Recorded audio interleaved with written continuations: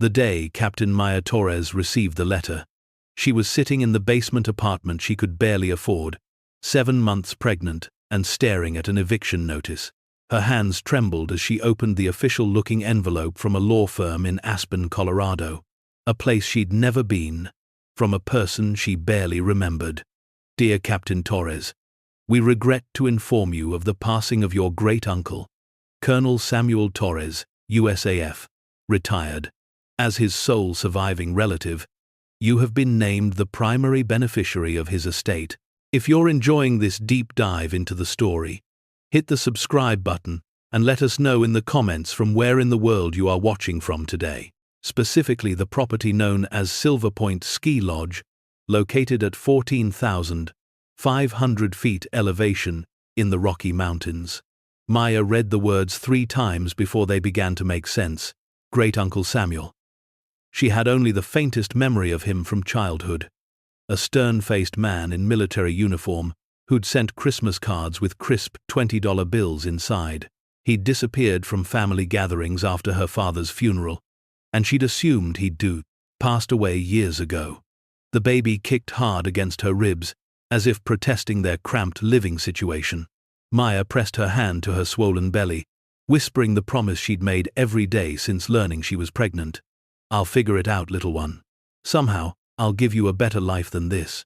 The eviction notice on the table said she had 14 days. The letter from the lawyers said the property was hers immediately. The universe, it seemed, had a dark sense of humor. Her phone rang. The lawyer's number. Captain Torres, this is Gerald Whitmore from Whitmore & Associates. I wanted to follow up on the letter we sent regarding your inheritance. I just received it, Maya said, still trying to process. A ski lodge? I don't understand. Why would he leave it to me? We barely knew each other. A pause. Your great-uncle was quite specific in his will. He wanted the property to go to someone with your particular qualifications. Military background, engineering, training, and, another pause, someone who understood the cost of service. The words hung heavy with meaning. Maya couldn't quite grasp. What's the condition of the property? I'll be honest with you, Captain. Silverpoint Lodge has been closed for 15 years. The structure is deteriorating. The roof has significant damage, the plumbing is frozen, and there's extensive water damage throughout. Your great-uncle stopped maintaining it after his wife passed. Maya's heart sank. Of course. Nothing in her life came easy. So I've inherited a condemned building? The land alone has significant value, Whitmore said quickly. 20 acres at that elevation, with ski resort access. Several developers have expressed interest. I can have offers on your desk within the week. You could walk away with enough to start fresh somewhere else. Start fresh. The words were tempting. She could take the money, find a decent apartment, prepare for the baby's arrival without the constant terror of homelessness looming over her. But something in the lawyer's tone gave her pause. Why do I feel like there's something you're not telling me? A longer pause this time. Your great-uncle left a sealed letter for you, to be delivered only if you came to see the property in person. He was quite insistent about that. Maya looked around, her basement apartment, the mold growing in the corner, the window that faced a brick wall, the landlord who'd made it clear he wanted her out before a baby arrived, crying at all hours and disturbing the other tenants. How soon can I get there? 3 days later, Maya's ancient Honda Civic struggled up the mountain road, chains on the tires, heater fighting a losing battle against the November cold. Every mile took her higher into the Rockies, away from the city where she'd tried to build a civilian life after leaving the Air Force. The base hospital had let her go. Budget cuts, they'd called it. Though Maya suspected her pregnancy had factored into the decision. A pregnant trauma surgeon was a liability, they'd implied without quite saying it. Never mind that she'd spent 8 years putting soldiers back together in field hospitals from Afghanistan to Syria, that her hands had saved lives while mortars fell around her. She'd come home to thank you for your service and close doors. Too qualified for civilian hospitals that wanted younger, cheaper doctors. Too expensive for the clinics that might have hired her. The VA had offered her a desk job with half her military salary, and she'd taken it, grateful for anything. Then, the headaches had started. The nightmares, the moments where she'd freeze at loud noises, transported back to operating rooms that smelled of blood and burning metal. PTSD, the diagnosis had read, as if giving it a name made it less real, less overwhelming. The desk job hadn't lasted. Hard to focus on paperwork, when you couldn't sleep, couldn't concentrate, couldn't stop seeing the faces of the soldiers. You in bed of cars, couldn't save. The baby kicked again, stronger this time. Maya placed her hand over her stomach, feeling the life growing inside her. The father was gone. Had left the moment he'd learned about the pregnancy. Some relationships, she'd learned, couldn't survive the weight of real responsibility. Just you and me, baby girl, Maya whispered. We're going to be fine. We have to be.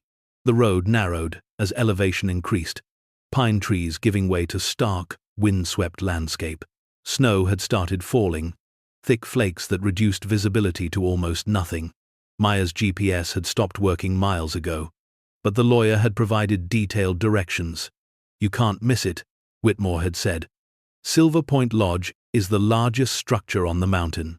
Used to be the crown jewel of the resort before the big chains moved in and bought out all the independent operations. When the building finally emerged from the swirling snow, Maya's first thought was that it looked like a ghost. The lodge was massive, 3 stories of timber and stone that had once been magnificent. Now windows gaped dark and empty, several boarded with rotting plywood. The roof sagged dangerously on the left side, and the massive front porch tilted at an angle that spoke of failed foundations. The sign above the main entrance still hung, though barely. Silverpoint Ski Lodge, Est. 1,962. Elevation, 14,500 feet. Summit views and mountain hospitality. Maya parked and stepped out into the biting wind. At this elevation, the air was thin enough to make her breathless even without exertion. The baby seemed to sense the altitude change, movements becoming less frequent, more sluggish. Not exactly the palace I promised you, Maya said to her stomach, pulling her inadequate coat tighter around her pregnancy. The front door was unlocked. It swung open with a horror movie creak, revealing a massive great room that must have been stunning in its prime. A stone fireplace dominated one wall, tall enough to stand in. Leather sofas, now cracked and water-damaged, formed conversation areas around coffee tables buried under years of dust. A registration desk stood abandoned, old key hooks still holding tarnished brass tags. But it was the windows that caught Maya's breath. Even through the grime and damage, the view was spectacular. The entire western face of the Rockies stretched before her. Peaks disappearing into clouds, valleys filled with the kind of pristine wilderness that made you believe in something bigger than yourself. Captain Torres. Maya spun, hand instinctively moving toward where her sidearm would have been, before remembering she was a civilian now. No weapon, no backup, just a pregnant woman alone in an abandoned building. Gerald Whitmore emerged from a side hallway, bundled in an expensive ski parka that probably cost more than Maya's car. He was older than she'd expected, 70s perhaps, with the kind of weathered face that spoke of decades in mountain weather. "I'm sorry," he said quickly, hands raised in apology. "I didn't mean to startle you. I came up early to open the place, make sure you could get inside." Maya forced her heart rate to slow, the adrenaline spike leaving her shaky. "You said there was a letter. From my great-uncle." Whitmore pulled an envelope from his jacket, yellowed with age, sealed with red wax that bore an Air Force insignia. "He left this for you specifically. I was instructed not to give it to you until you saw the property in person." Maya took the letter, turning it over in her hands. Her name was written across the front, in precise military script. When did he write this? 10 years ago, when he first drew up his will. Whitmore's expression was troubled. "Captain, I feel obligated to warn you. Your great-uncle was troubled in his final years. If you find this story engaging, please take a moment to subscribe and enable notifications. It helps us continue producing in-depth content like this. Paranoid, some said. He made claims about the property that were, frankly, impossible to verify. Government conspiracies, hidden assets, the kind of stories that raise concerns about mental competence. But his will was valid? Completely. He was examined by 3 separate physicians, all confirmed full mental capacity. Whatever else was true, Colonel Torres knew exactly what he was doing when he left you this property. Maya broke the seal, unfolding thick paper that had been protected from time by the envelope. The letter was short, written in the same precise hand as her name on the outside. Maya, if you're reading this, you've come. Good. You always were the brave one in the family. Even as a child. I saw it in you at your father's funeral. The way you stood straight and proud while others fell apart. Military bearing at 8 years old. I knew then you'd follow the path. What I'm about to tell you will sound insane. I spent years trying to find proof, trying to get someone to believe me. In the end, I stopped trying. Some secrets are meant to stay buried until the right person comes along to unearth them. During the Cold War, I was stationed at NORAD, Cheyenne Mountain. You know the public story. Nuclear warning systems, defense coordination. What you don't know is what else they built beneath these mountains. Not just military installations, but vaults. Insurance policies against the end of the world. Silverpoint Lodge wasn't just a ski resort, Maya. It was a cover, a front, for something much more significant. In the basement, beneath the old equipment room, there's a door. A real door. Not the fake panel I showed the few people who asked questions over the years. Behind that door is what I spent 30 years protecting. What got my wife killed, though they made it look like a skiing accident. What drove me into isolation, pretending to be a crazy old man so they'd stop watching so closely. I'm leaving it to you, because you have the skills to understand what you'll find. You have the training to protect it. And you have the need. I know about the pregnancy, about your situation. I've been watching from a distance, making sure you're safe, even as my health fails. The combination is your father's dog tag number. He never knew what he gave me that day he enlisted. Never knew I'd use those numbers to protect something that could change everything. Trust no one until you see what's there.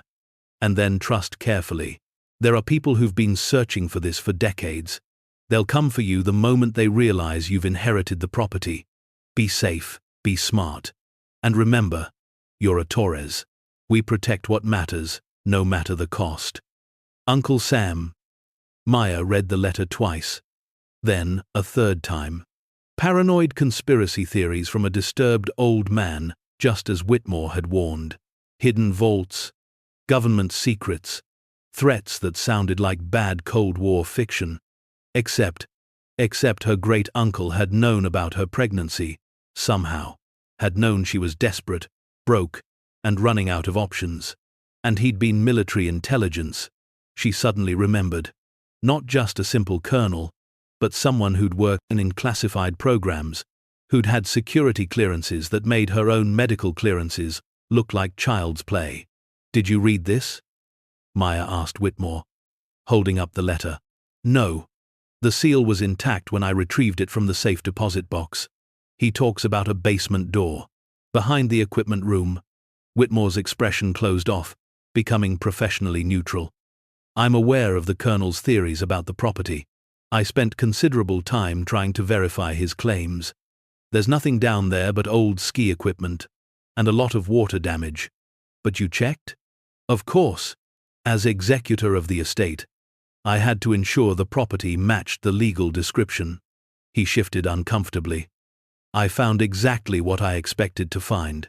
Old mechanical systems, storage rooms. Nothing remarkable. Maya heard what he wasn't saying. He'd found what he'd expected to find, because he hadn't known what to look for. I'd like to see the basement. Captain, I really don't think. It's my property now, correct? Legally mine? Whitmore hesitated, then nodded. As of yesterday at noon, yes. Then I'd like to see my property. All of it. The basement stairs were treacherous. Wood rotted in places, handrail barely attached to the wall. Whitmore led the way with a powerful flashlight, Maya following carefully, one hand on her pregnant belly, the other gripping the unreliable railing. The equipment room was exactly as described. Rusty lockers lined the walls. Old skis and poles jumbled together, the smell of mildew and decay pervasive. A water heater that looked like it hadn't functioned in decades dominated one corner. Wooden shelving units had collapsed under the weight of rotting cardboard boxes. "This is what your great-uncle was so secretive about," Whitmore said, gesturing around the depressing space. "A storage room that hasn't been used since the lodge closed." But Maya was barely listening. Her eyes were scanning the walls, the floor, looking for irregularities, for signs of construction that didn't match the rest of the space.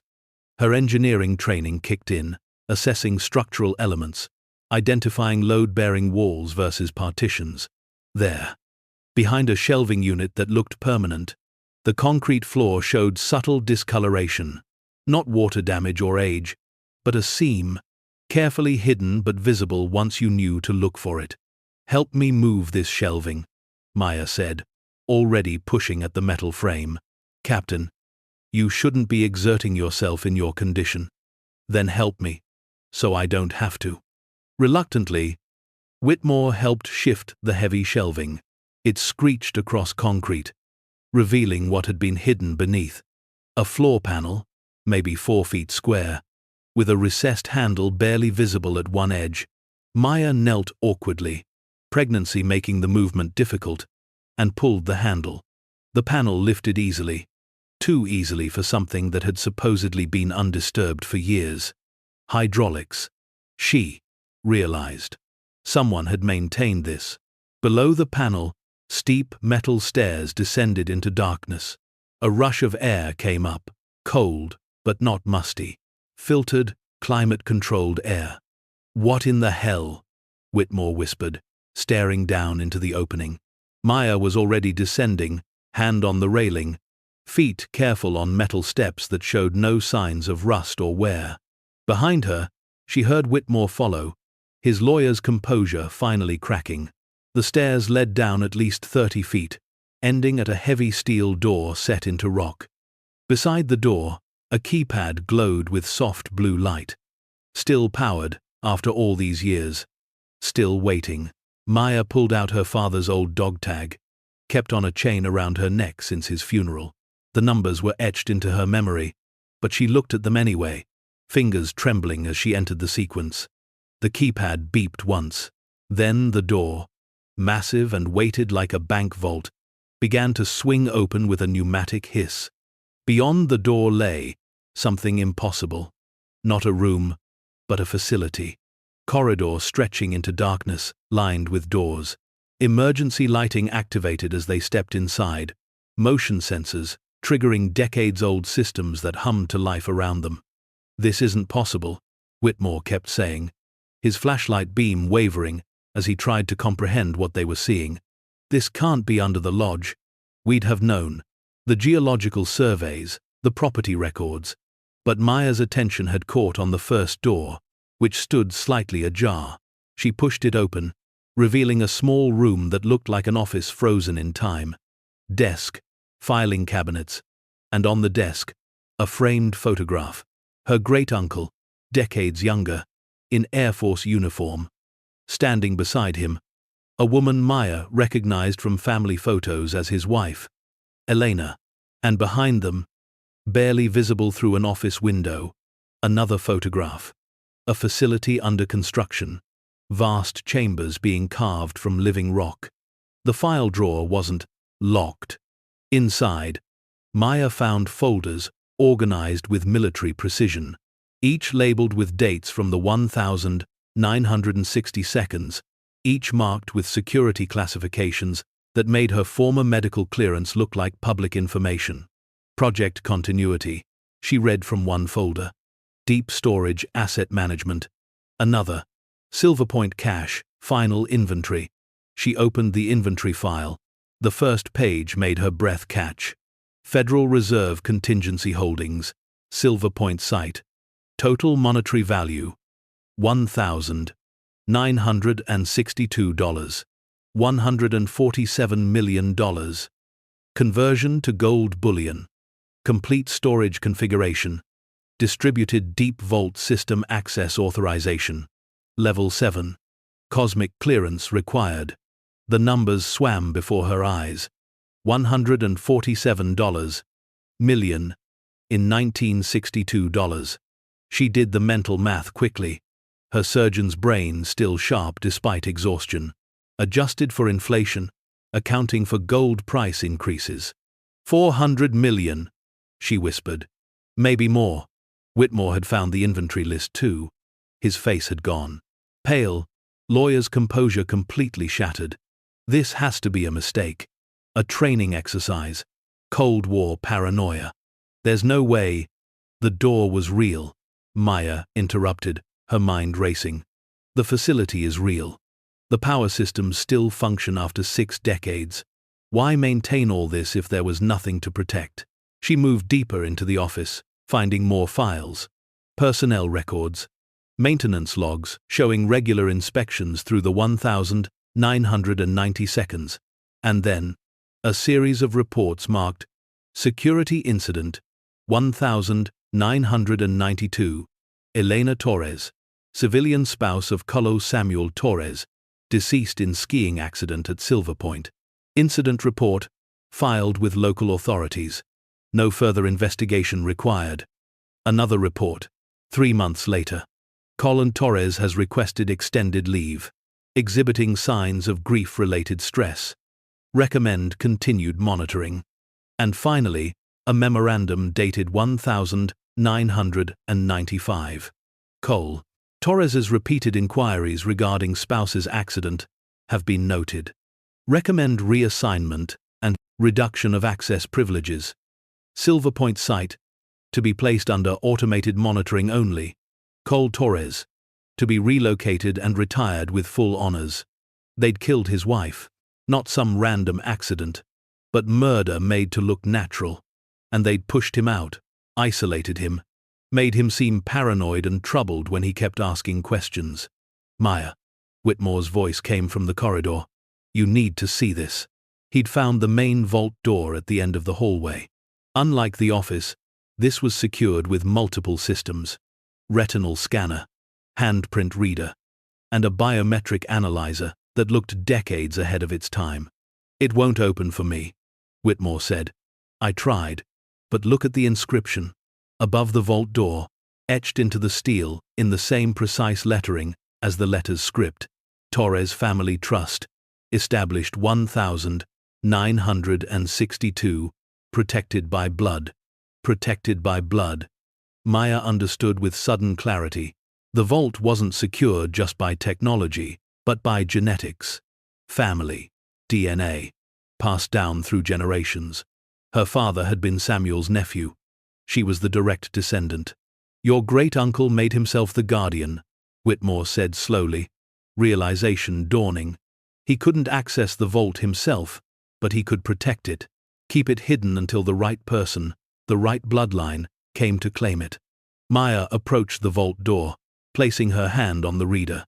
The screen flickered, scanning, analyzing. Then, a mechanical voice, eerie in the underground silence. Genetic match confirmed. Torres bloodline authenticated. Welcome, Captain Maya Torres. You are the first authorized family member to access this facility since initial construction. The vault door began to open, massive bolts withdrawing with sounds like thunder in the confined space. Maya's heart hammered, her hand instinctively moving to her pregnant belly, as if to protect her daughter from whatever lay beyond. The vault was enormous, carved from solid rock, the size of a small warehouse, and it was full. Not cash, which would have deteriorated over decades, not bonds, which could be traced, but gold, rows upon rows of standard 400-ounce bars, stacked on reinforced shelving that stretched into the distant darkness. each bar stamped with Federal Reserve insignia, each bar documented in meticulous records. Maya walked slowly down the center aisle, hand trailing along the cold metal shelving, her engineer's mind automatically calculating. Each bar was worth, at current prices, maybe $700,000, and there were hundreds of them, thousands perhaps, in the sections she couldn't see. The inventory said $147 million in 1962, she said, her voice echoing in the vast space. Gold was $35 an ounce then. Today it's over $1,800. This isn't 400 million. This is closer to 700 million. Whitmore finished, his voice shaking. Maybe more. I can't even calculate it. This is impossible. This much gold. Vanished from federal records? Someone would have noticed. Auditors. Congress. Someone. But Maya was remembering her great-uncle's letter. Insurance policies against the end of the world. During the Cold War, when nuclear annihilation seemed inevitable, the government had prepared for everything, including the complete collapse of the monetary system. They didn't record it in normal books, she said slowly, understanding crystallizing. This was classified at levels above normal government accounting. Continuity of government funds, accessible only if everything else failed, and after the Cold War ended, the program was dismantled, records destroyed or lost. Except your great-uncle knew. He was there when they built it, and he stayed silent, because they killed his wife when she found out. Maya's hands clenched into fists, anger burning through the shock. He spent 30 years pretending to be a broken, paranoid old man so they'd think he was harmless. And all along, he was protecting this, waiting for someone he could trust.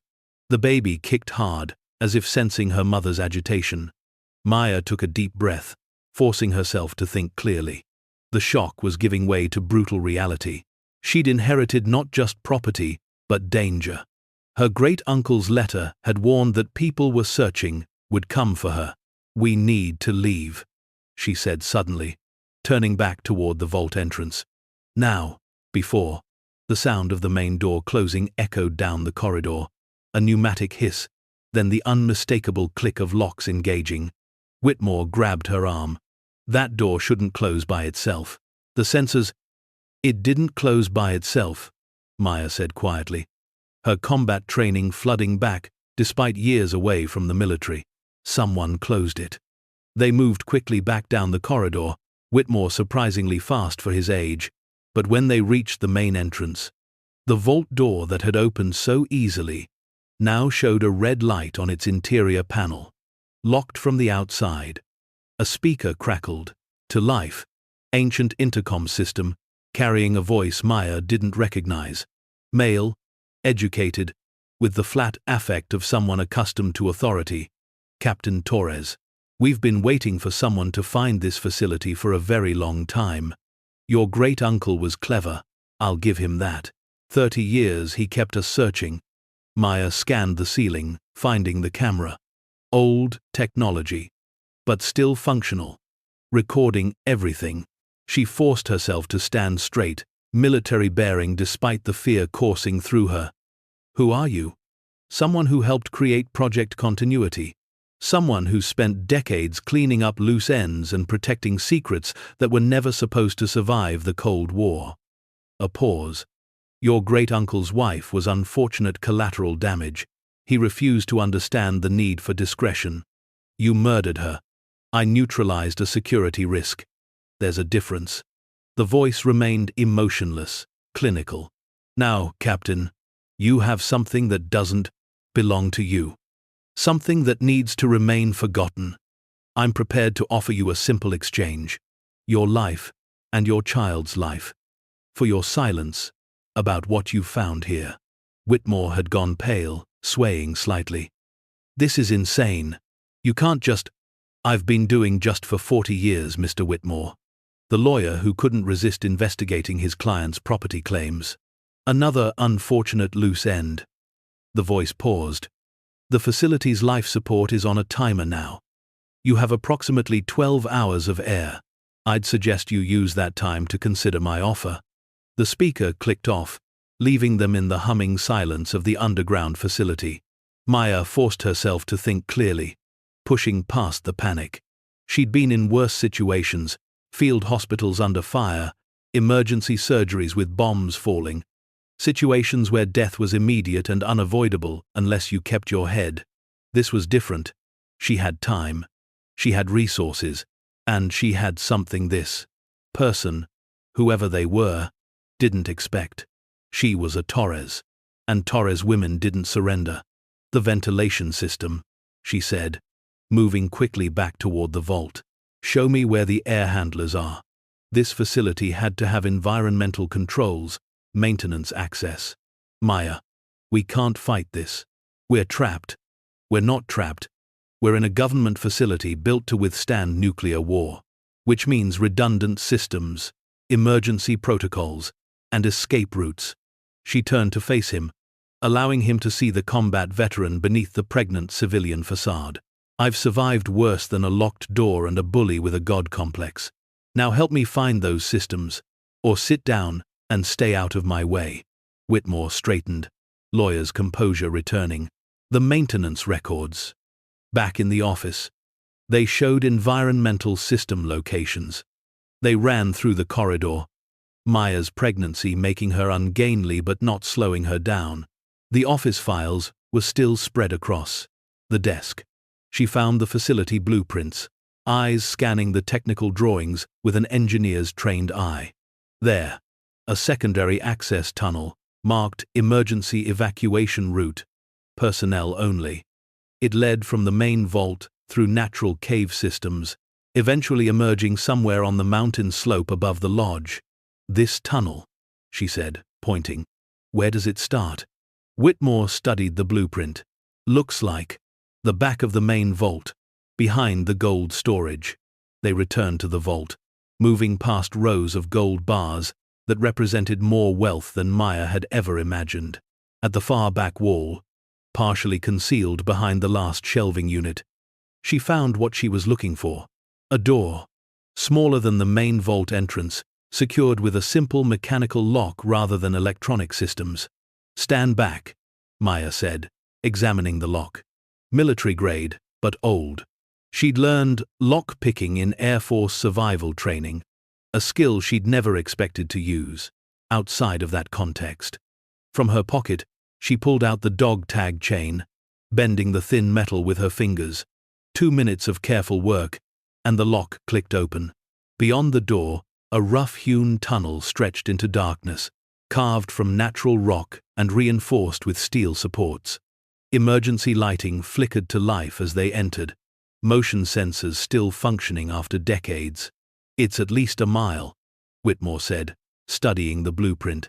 "Uphill, through unmapped cave systems." "Are you sure?" "I'm 7 months pregnant, not an invalid." Maya started walking, one hand on the tunnel wall for balance. "I can do a mile. I've done combat training courses in worse condition."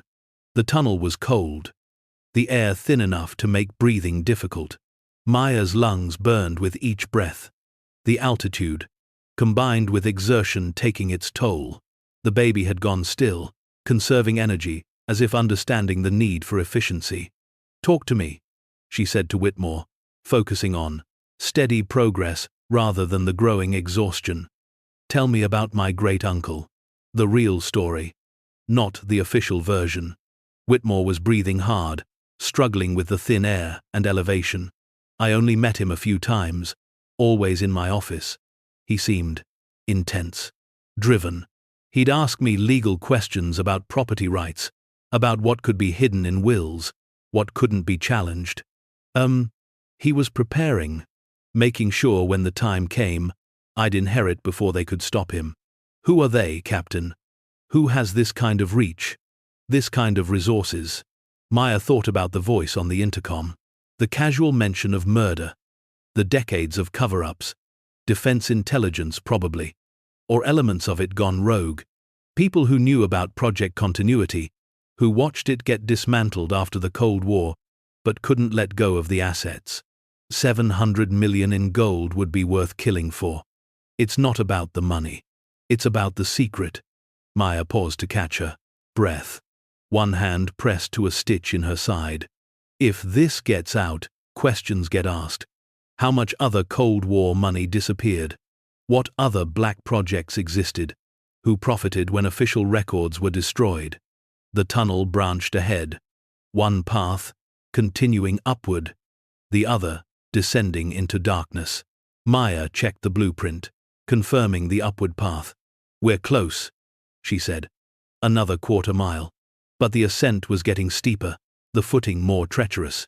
Natural cave floor, slick with moisture, uneven and dangerous. Maya's ankles protested with each step, her back screaming from the combined weight of pregnancy and exertion.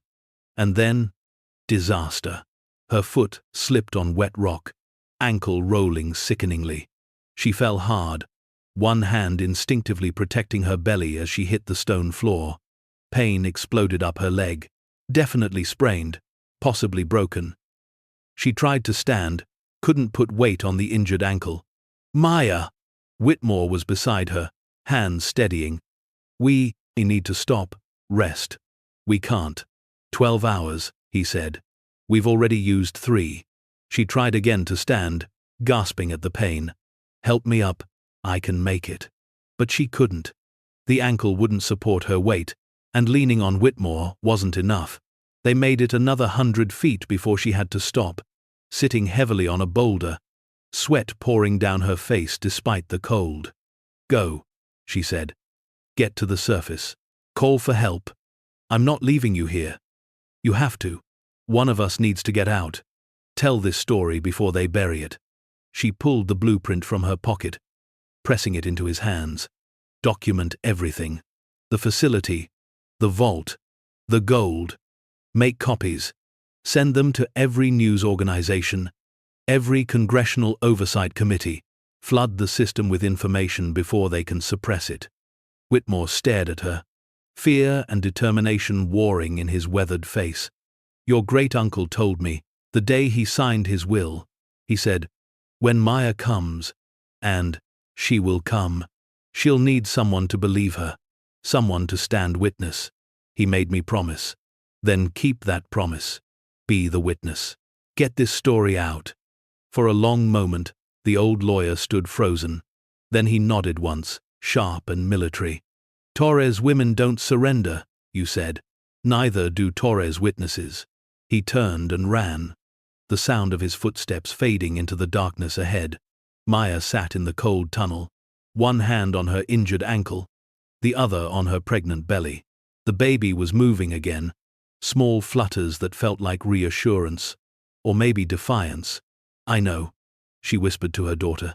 "Bad timing, but we're going to be okay." Somehow. She wasn't sure how long she sat there. Time became fluid, marked only by the throbbing pain in her ankle and the baby's periodic movements. The emergency lights continued their dim glow, motion sensors keeping them active as long as she remained. Then, footsteps. Multiple sets, moving fast, coming from the direction of the facility. They'd discovered Whitmore's escape, were coming for her. Maya tried to stand, couldn't. She looked around for anything she could use as a weapon, finding only loose rocks. Better than nothing. The footsteps grew louder. Flashlight beams appeared around the curve of the tunnel. 3 figures, moving with military precision. But then, a voice. "Captain Torres, Federal Agent, FBI. We're here to help." Maya didn't lower her makeshift rock. "Prove it." The lead figure stepped into the emergency lighting's range. Woman, early 40s, showing FBI credentials and a badge that looked legitimate. Behind her, 2 more agents, hands visible and empty of weapons. Special Agent Rebecca Morrison. "Your lawyer, Gerald Whitmore, contacted us about an hour ago with a very interesting story about Cold War gold and attempted murder." She holstered her flashlight, kneeling slowly beside Maya. "That ankle looks bad. Can you walk?" "Not really." "Then, we'll carry you. But first, I need you to tell me everything." As the FBI agents helped her toward the surface, Maya told the story. All of it, starting with the eviction notice and ending with the voice on the intercom, the casual confession of murder, the threat to her life and her daughter's. They emerged into daylight 2 hours later. Maya carried by the 2 male agents while Morrison walked beside her, recording everything on multiple devices. The tunnel exit was concealed in a rock formation half a mile above the lodge, invisible unless you knew exactly where to look. Emergency vehicles filled the lodge parking area. Local sheriff's department, state police, more FBI. Medical teams rushed to Maya as soon as she emerged, loading her onto a stretcher despite her protests. "I'm fine. Just a sprained ankle. You're 7 months pregnant. And you just climbed through a mountain cave system," the EMT said firmly. "You're going to the hospital for observation." As they loaded her into the ambulance, Maya saw Whitmore, standing with a group of FBI agents, animated and gesturing. He caught her eye, nodded once. The witness, keeping his promise. The hospital in Aspen was small but well equipped. They put Maya in a private room, treated her sprained ankle, and confirmed that the baby was fine despite the ordeal. "Resilient," the obstetrician said. Like her mother, Agent Morrison visited that evening, carrying a thick folder. "We've secured the facility, documented everything. The gold is real, Captain. Preliminary count suggests nearly $800 million at current market value." Maya, let that number sink in. $800 million. More wealth than she could comprehend. What happens to it? Legally? That's complicated. Morrison sat in the visitor's chair, looking tired. "It was federal property, hidden off the books during the Cold War, but it's been on private land for 60 years. And your great-uncle has documentation showing he was assigned as guardian of the facility with no clear termination date for that assignment. So it's mine? Maybe. Probably. The federal government will fight it, but they'll have to acknowledge the program existed first, which opens them up to questions they don't want asked." Morrison smiled slightly. "Either way, you're about to become very wealthy and very famous." And the voice on the intercom, "The person who killed my great-uncle's wife?" Morrison's expression hardened. "We have the security footage from the facility. We have the voice recording. We're running analysis now, comparing it against retired intelligence personnel from the Cold War era." She paused. "Captain, this goes high. Very high. People with resources and connections. This won't be a quick investigation. Will they come after me again? We'll make sure you're protected. Full security detail until the investigation concludes." Morrison stood to leave, then turned back. "Your great-uncle was right about you," he said in his letter to me, the one he filed with his will, "that you were the only person he trusted to do the right thing with what he'd protected." After Morrison left, Maya sat in the hospital bed, hand on her pregnant belly, watching the sun set over the Rockies outside her window. $800 million. Enough to do more than just survive, more than just raise her daughter in safety, enough to honor her great-uncle's sacrifice, enough to make a difference. The idea formed slowly, crystallizing as the stars emerged in the darkening sky. The lodge, restored and renovated. Not a ski resort, but something better. A sanctuary for veterans, for service members struggling with the transition to civilian life, battling PTSD and homelessness, and the invisible wounds of war. Haven House, she'd call it, built on the foundation of her great-uncle's sacrifice, funded by the fortune he'd protected, dedicated to helping those who'd served come home in the ways that mattered. The baby kicked hard, as if in agreement. "What do you think, little one?" Maya whispered to her daughter. "Should we take this fortune and do something good with it?" Another kick. "Definitely. Agreement." 6 months later, Maya stood on the rebuilt porch of Silverpoint Lodge, her daughter asleep in a carrier against her chest. The lodge had been transformed, the sagging roof replaced, the broken windows restored, the entire structure reinforced and modernized while preserving its mountain character. The grand reopening ceremony had drawn hundreds, veterans from every branch and era, their families, supporters. News cameras recording everything as Maya gave her speech about second chances, about coming home, about the price of service and the obligation to care for those who'd paid it. In the crowd, she spotted familiar faces. Gerald Whitmore, who'd become her lawyer and friend, guardian of her great-uncle's legacy. Agent Morrison, who'd worked tirelessly to prosecute those responsible for the murders and cover-ups. And in the back, and watching quietly, several men and women in uniform, some with the bearing of high-ranking officers. The investigation had reached its conclusion 2 weeks earlier. 3 retired intelligence officers arrested, charged with murder, conspiracy, and theft of government property. The gold, after lengthy legal battles, had been ruled property of the Torres estate. Compensation for decades of guardian duty performed by her great-uncle without official recognition or support.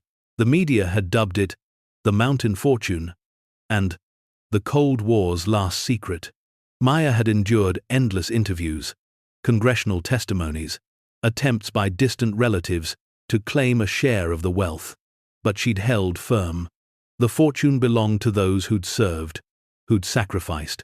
It would fund Haven House and a dozen other programs for veterans.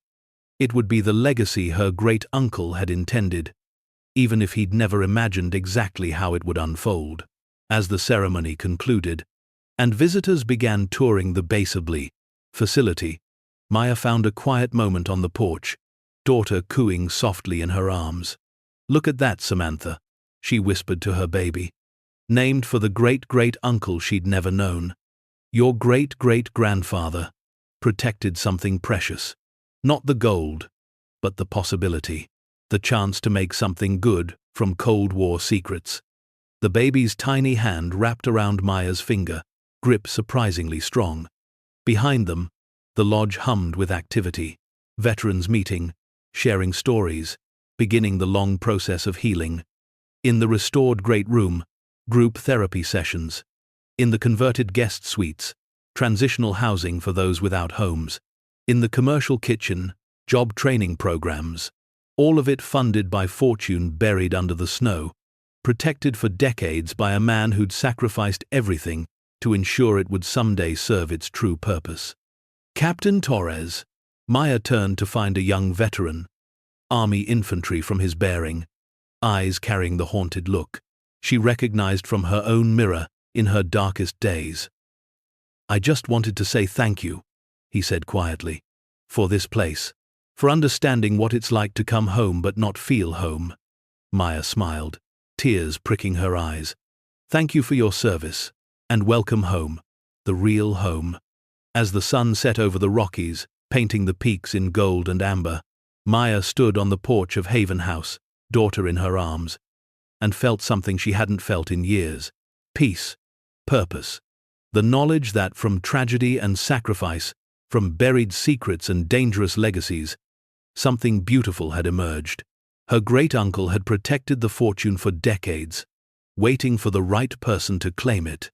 And Maya had claimed it not for herself, but for all those who'd served, who'd sacrificed, who'd come home bearing invisible wounds. The snow would fall again on Silverpoint Mountain, burying the past beneath pristine white. But the truth was out now.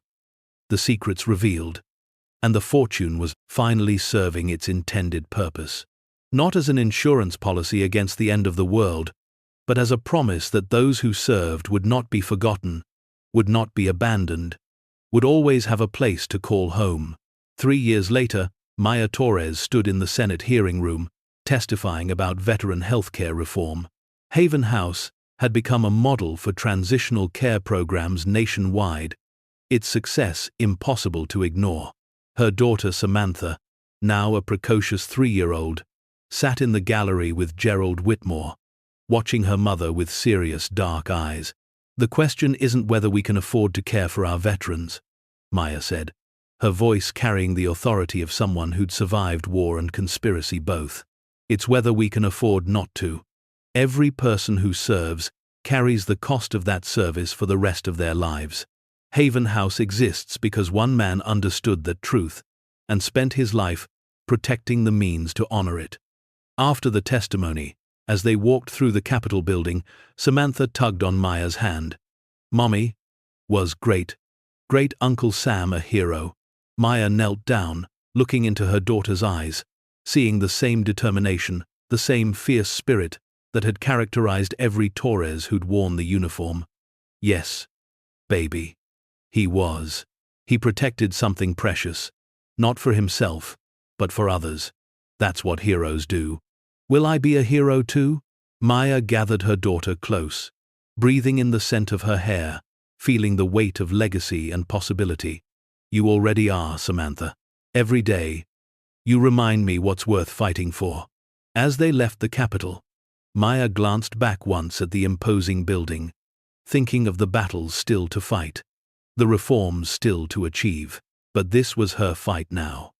Armed not with scalpels or military training, but with her great-uncle's fortune and her own hard-won understanding of what service meant, what sacrifice cost, what healing required. The mountain would always be there, watching over Haven House, keeping its remaining secrets. But the most important secret had been revealed, transformed from buried gold into living hope. And somewhere, Maya liked to think, Colonel Samuel Torres was watching too, satisfied that his lifetime of sacrifice had finally borne the fruit he'd always intended. Not wealth for its own sake, but purpose. Not security for one family, but sanctuary for thousands who'd served and struggled to find their way home. The Torres legacy would continue, in every veteran who found healing at Haven House, in every family reunited, in every life rebuilt from the ashes of service and sacrifice. Some fortunes were measured in gold bars and dollar amounts, but the true fortune, Maya understood now, was the opportunity to transform loss into legacy, sacrifice into service, buried secrets into shining truth. And that fortune, unlike the gold under the mountain, would never run out.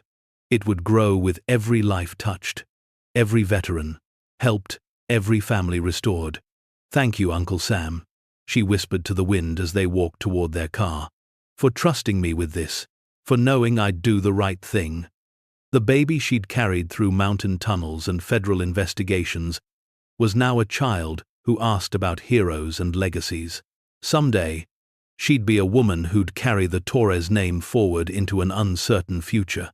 But for now, they had work to do, veterans to help, lives to rebuild, a fortune to continue spending on the only purpose that mattered: coming home. Finally, truly, coming home. Thank you so much for watching until the end. If you loved this story, check out the other videos on your screen now. I think you'll really enjoy them. And don't forget to subscribe if you haven't already. See you in the next story.